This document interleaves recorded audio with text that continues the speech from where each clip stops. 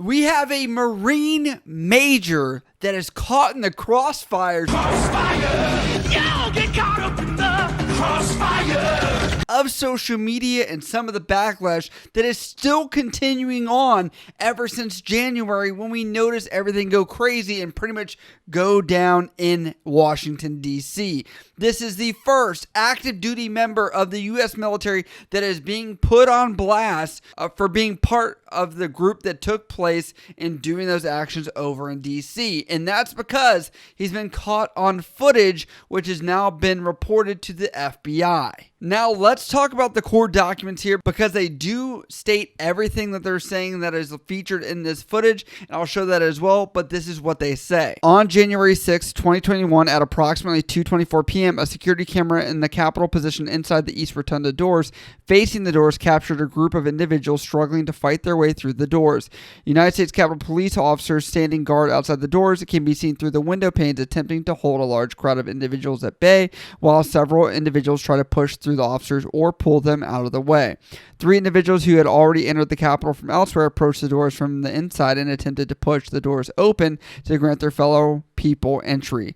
A USCP officer in plain clothes rushed to the entrance and attempted to push away the individuals gathered inside the doors and help keep the remaining crowd out.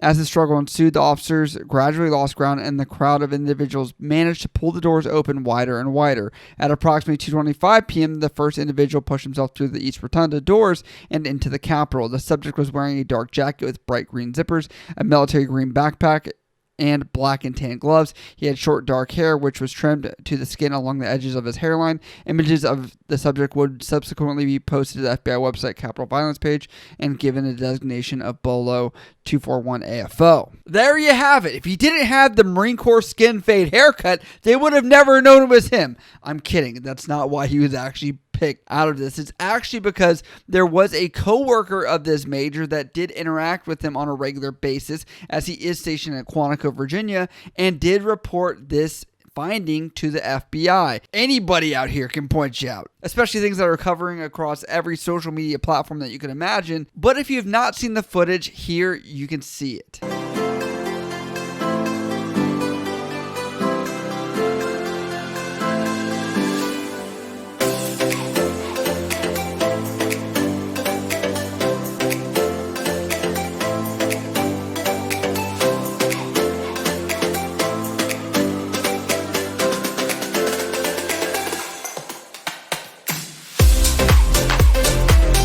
This is crazy that a Marine Corps officer is dealing with this, but you know what's crazy? We're almost at 100,000 subscribers. We're almost at 90K. If you like the content that is here covering all the hottest news and topics that are coming through, please hit that subscribe button. Also like this video so everybody, including YouTube, realizes that this is great content and I would appreciate it. But let's get back to the video. Alright, so you can see that the door is being held open, and they are claiming that this major was in dispute with the police force that was there, and kind of making sure that it was going to stay open and pushing them away. And essentially that is why he's in trouble right now, but there are some federal charges that he is looking at. And this is 4 charges, including assaulting, resisting, or impeding certain officers or employee, obstruction of law enforcement during civil disorder, obstruction of justice/Congress, knowingly entering or remaining in any restricted building or grounds without lawful authority, and lastly, violent entry and disorderly conduct on Capitol grounds. And by the way, this does not cover the Uniform Code of Military Justice, commonly known as UCMJ, which as military members, you are falling under both the civil law here that you're looking at that he's getting charged with, but also military law possibly, as that could be another set of punishment. This is where most people don't get double jeopardy, but the military kind of has this other side bit where we hold our own standards within our organization as well. So we very well could hear more about this even in the future. I will stay up to date with that and probably likely give updates on that as well as we see this kind of unfold. Now, to give some context to this, because he is a 40-year-old man that was caught in this instance, and him being a major, it does look like, if the calculations are right, if he joined at 22 with with a bachelor's degree, and he did 2 years as 01, 2 years as 02, 6 years as a 03. He got picked up for major in 2013, like the Times says. He should be up for lieutenant colonel, which is the 05 equivalent rank for anyone else that is in a different branch or doesn't know about that. But that could very well be gone as a matter of moments as we see this unfold, and you could expect to see that retirement go away.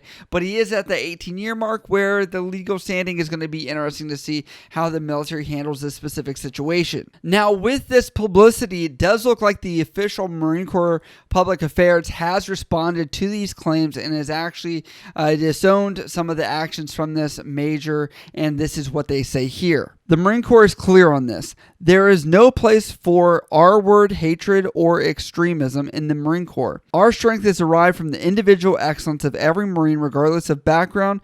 B-word and R-word extremism run contrary to our core values. Participation with hate or extremist groups of any kind is directly contradictory to the core values of honor, courage, and commitment that we stand for as Marines and isn't tolerated by the Marine Corps. It looks like he does not have a lawyer, doesn't know if he can afford a lawyer, which I would find is quite interesting, especially as a major, which probably has a pretty decent paycheck at 18 years of service, most likely, I would say. And even if it was 10, he would probably have a significantly large paycheck to maybe pay for something like this. But that's just me looking from the lowly old enlisted side of things and saying, you have a lot of money coming in. Your future is on the line. I would hire an attorney today. I would have never even went to the courthouse without hiring somebody, even paying somebody some kind of money rather than myself, because he's not a lawyer, and especially with a high profile case like this, he has a lot riding on this. I just would not put this up to chance, because I will say that essentially you could be fed to the wolves in this kind of situation. I know that not many people get in legal trouble all the time, but lawyers, be quiet. Wait, shut your mouth. Shut your mouth. Lawyers. That's what you need to know in every situation. Be quiet. Get a lawyer. The end. I thought that would be simple in 2021, as every story ends up being some situation where if people did those two rules, they'd be far better off. This guy was a operations officer over at 15th Marine Expeditionary Unit, also known as a MU. So he had a lot of responsibility and was pretty high ranking to know that this was in the wrong and what was expected of a Marine Corps officer. Now, I will be one of the first people to say I was wrong. And I'll be honest with that, because when I first covered this story of extremism that was going on in the military, and I was like, oh, there are no people that were active duty at this event. We now have our first person. But that doesn't shy away from the fact that there were a lot of veterans that were there. One of these members was an Air Force member of, I believe, 14 years where her life was taken. And so people were up in arms about that. And some people felt sorry for her because of her veteran status, and some people were against it because they were like, she broke the law anyway. But that's where this confliction point happens. And it does look like the Secretary of Defense responded to this, which required a stand down, if you guys don't remember, for several days, allowing every command in the military across every single branch to conduct this level of extremism training and learn about all the facets and warning signs and things that you should look for and how to report it. Now, what happens for this major here that is being tried for these charges? I'm going to be honest, he's probably going to be set as the example, especially as we are seeing the Secretary of Defense have such a strong stance on this.